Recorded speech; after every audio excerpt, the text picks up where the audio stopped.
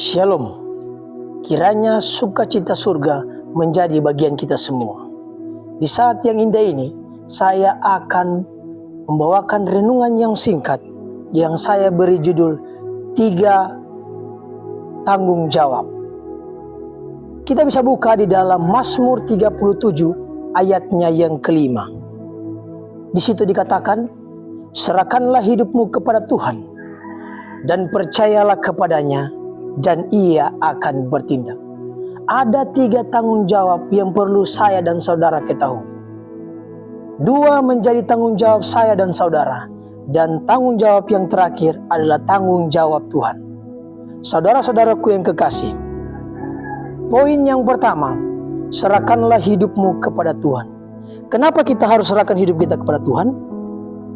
Karena kita bisa mendapat ketenangan hati, pertolongan dalam kesulitan, dan kekuatan dalam menghadapi cobaan. Ketika kita menyerahkan kehidupan kita kepada Tuhan, jangan hanya kita mendapat cobaan, tetapi dalam sukacita kita harus serahkan hidup kita kepada Tuhan. Poin yang kedua yang menjadi tanggung jawab saya dan saudara adalah percaya kepada Tuhan. Kenapa kita harus percaya kepada Tuhan?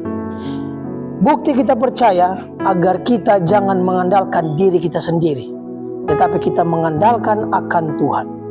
Di sini kita serahkan hidup kita kepada Tuhan dan percayalah kepada Tuhan.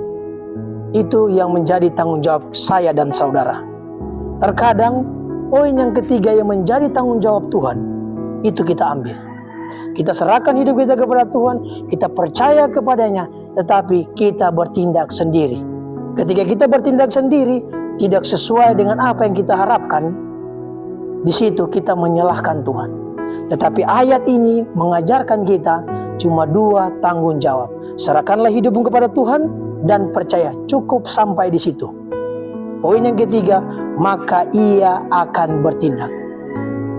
Bisa kita lihat cerita tentang seorang tampan, yaitu bernama Yusuf, di mana dia dibenci saudara-saudaranya, dia dibuang, dia dipenjarakan, tetapi dia serahkan hidup dia kepada Tuhan. Dia percaya, maka dia menjadi orang kedua di Mesir. Bisa kita lihat contoh itu, kita aplikasikan dalam kehidupan kita, maka janji Tuhan, dia akan bertindak sesuai dengan apa yang kita butuhkan. Kiranya renungan singkat ini bisa membawa iman kita lebih dekat kepada Tuhan, dan kiranya kita dipertemukan dalam kerajaan sorga. Saya bawa di dalam nama Yesus. Amin.